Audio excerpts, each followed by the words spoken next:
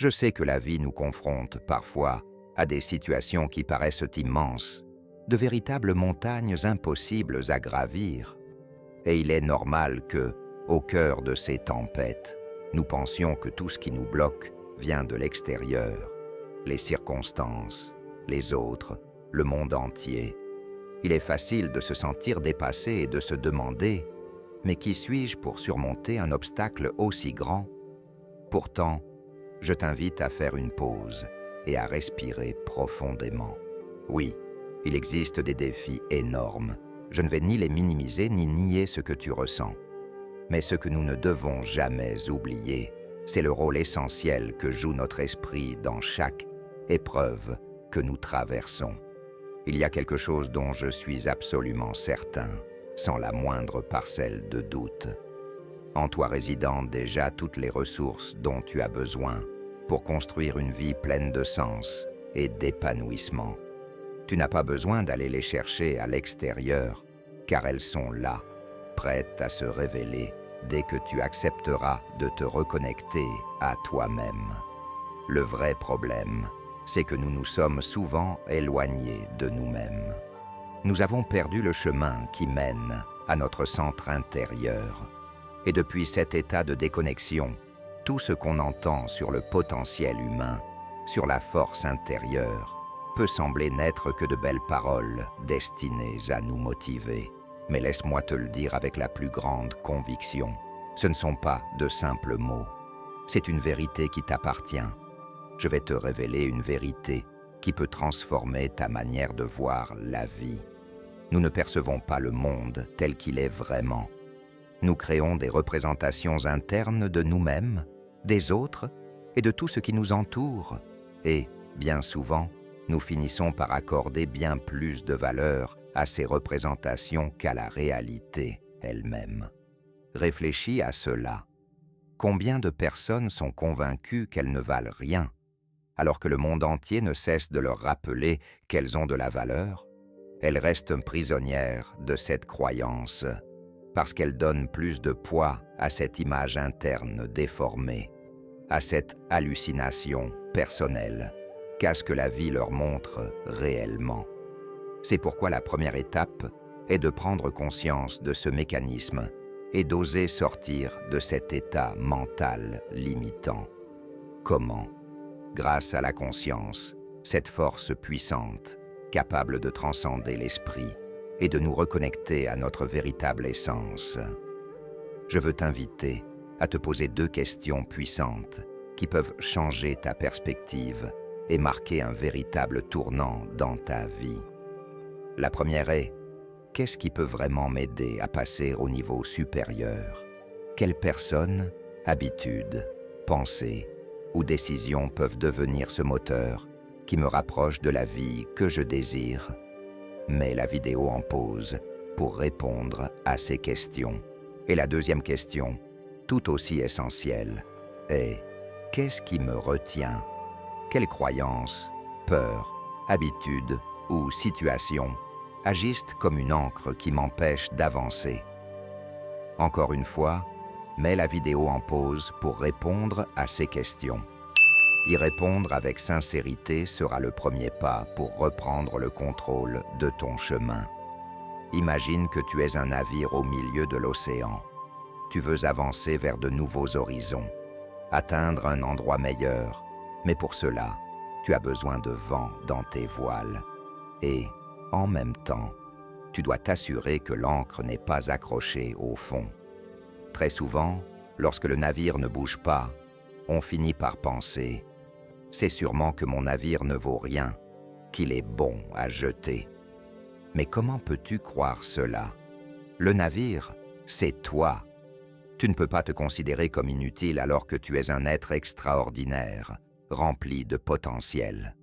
Si ton navire reste immobile, ce n'est pas parce qu'il est cassé, mais peut-être parce que tu n'as pas encore créé assez de vent dans tes voiles, ou parce que ton ancre, ce poids que tu traînes, est trop lourde. Et c'est précisément cela que nous devons explorer. Qu'est-ce qui t'impulse et qu'est-ce qui te retient? Revenons à la question essentielle. Qu'est-ce qui te limite réellement? Pour y répondre, tu dois prendre conscience d'une chose fondamentale. Nous avons des idées, mais nous vivons dans nos croyances. Et se détacher d'une croyance n'est pas simple, surtout parce que bien souvent, nous ne savons même pas qu'elle est là. Pourtant, il existe des croyances très profondes que nous partageons presque tous et qui, si tu parviens à les identifier et à commencer à les transformer, peuvent déclencher un changement absolument radical dans ta vie. Nous allons explorer certaines de ces croyances qui maintiennent un grand nombre de personnes enfermées dans une zone de manque et de limitation. Depuis cet endroit, l'abondance et la prospérité paraissent lointaines, presque inaccessibles. Pose-toi la question, quelles croyances inconscientes freinent mes pas lorsque je veux avancer avec confiance, avec enthousiasme, avec sérénité? La première est si puissante que je l'appelle directement l'imitation. C'est la croyance selon laquelle tu vis dans un univers hostile et non dans un univers bienveillant. Vivre en pensant que chaque jour sera une bataille constante est une erreur qui nous épuise profondément. Cette sensation de se réveiller le matin en se disant « Voyons d'où vont venir les coups aujourd'hui » ne fait que t'amener à les recevoir de toutes parts. C'est la mentalité de quelqu'un qui croit vivre dans un univers hostile. Il reste constamment sur la défensive, toujours en alerte. Et cela a des effets dévastateurs sur le cerveau.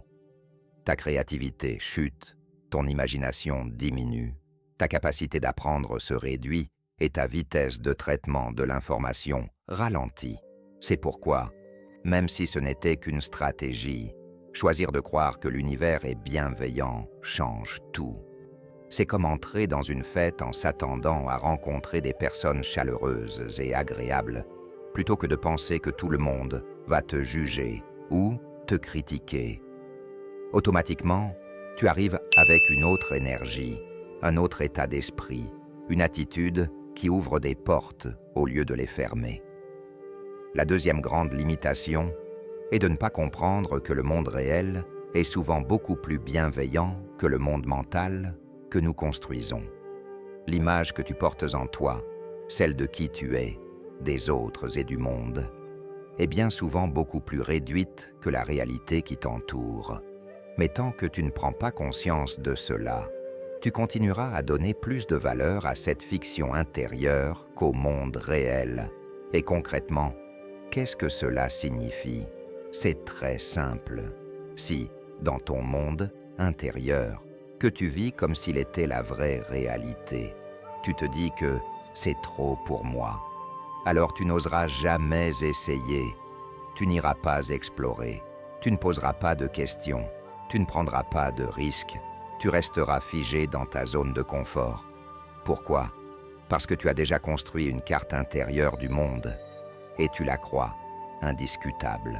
Et ainsi, ce que tu perçois du monde extérieur devient simplement un miroir de ce que tu crois être.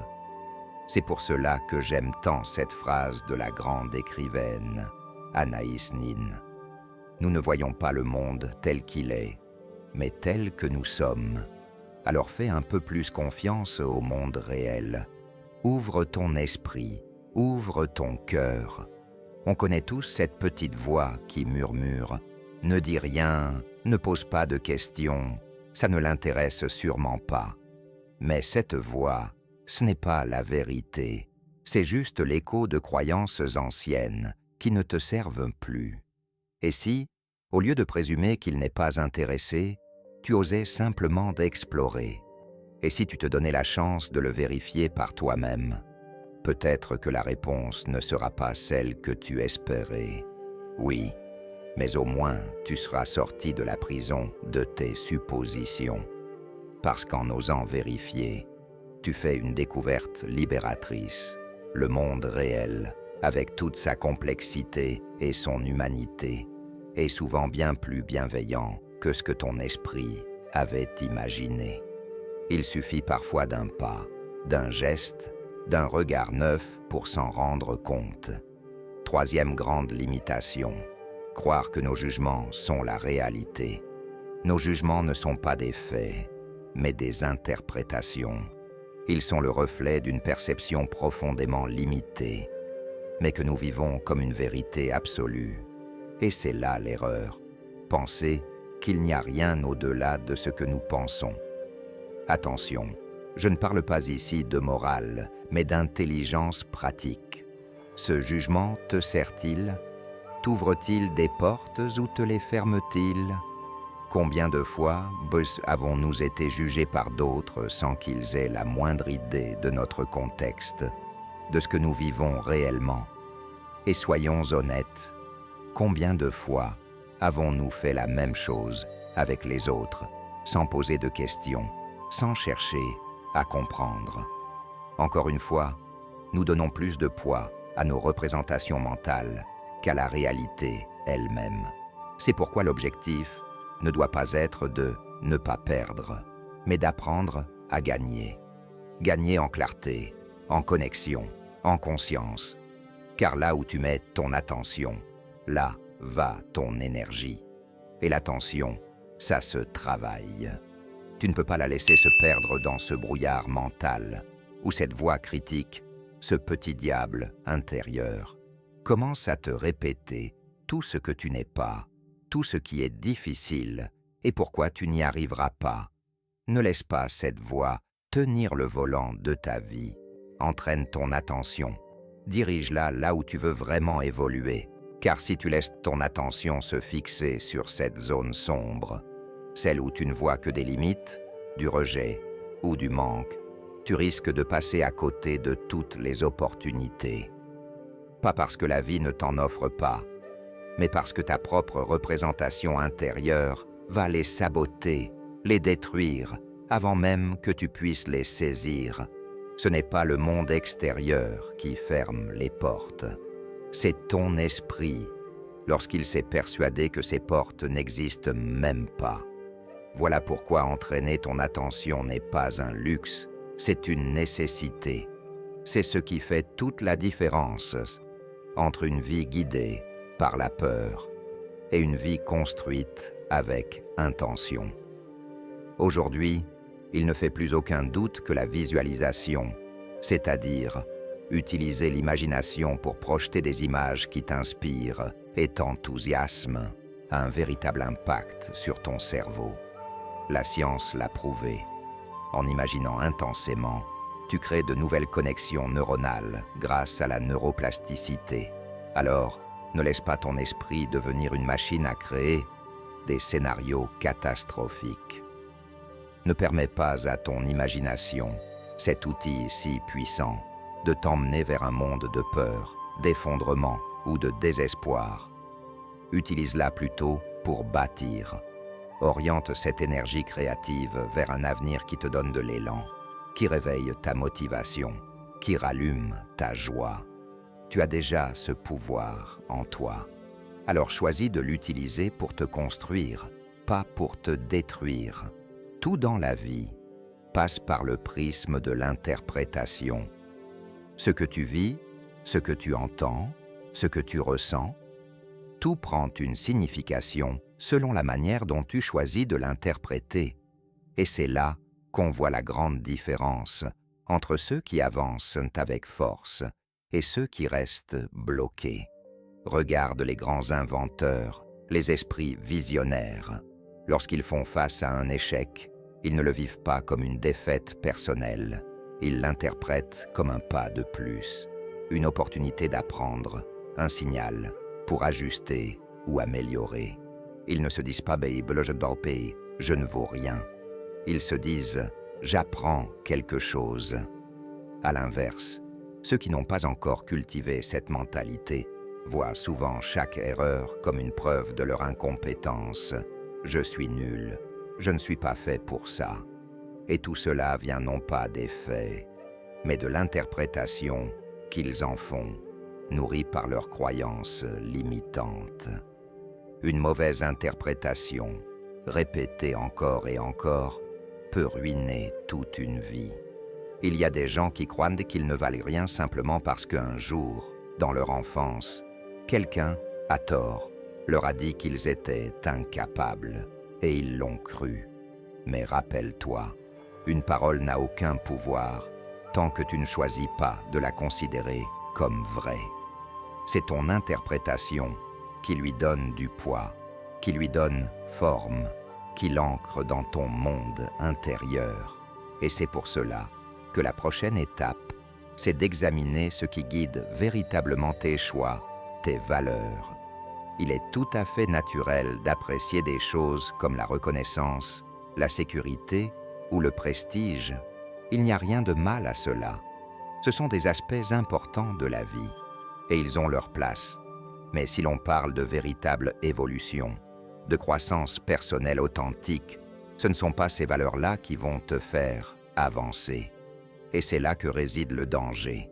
Car si le statut devient ta priorité, tu éviteras les risques, tu n'oseras pas tenter quelque chose de nouveau, de peur d'échouer et de voir ton image ternie. Si ce que tu recherches avant tout, c'est la reconnaissance, alors chaque erreur deviendra une menace à tes yeux. Et si ta valeur suprême est la sécurité, tu resteras figé dans ta zone de confort. Pourquoi? Parce que tout ce qui est nouveau ou incertain semblera trop dangereux. Le but n'est pas de rejeter ces valeurs, mais de les remettre à leur juste place. Ne les laisse pas diriger ta vie. Ne les laisse pas prendre le volant. Qu'elles soient présentes, oui, mais comme copilote, pas comme pilote. Alors, quelles sont les valeurs qui peuvent vraiment te propulser vers une vie plus riche et plus alignée? Pour moi, ce sont des valeurs comme la curiosité de découvrir, le désir sincère de grandir, la volonté d'évoluer et surtout l'élan de contribuer. Quand tu choisis de te développer, ce n'est pas seulement ta propre vie qui change. Ton évolution a un impact direct sur ceux qui t'entourent, ta famille, tes enfants, tes amis, ton environnement. Ton progrès personnel devient une source d'inspiration, silencieuse mais puissante. Parce que lorsque tu crois en toi, lorsque tu avances malgré tes doutes, tu deviens un exemple, un rappel vivant que c'est possible. Et c'est là que réside notre grande responsabilité, comprendre que chaque pas que nous faisons vers notre propre lumière éclaire aussi le chemin des autres.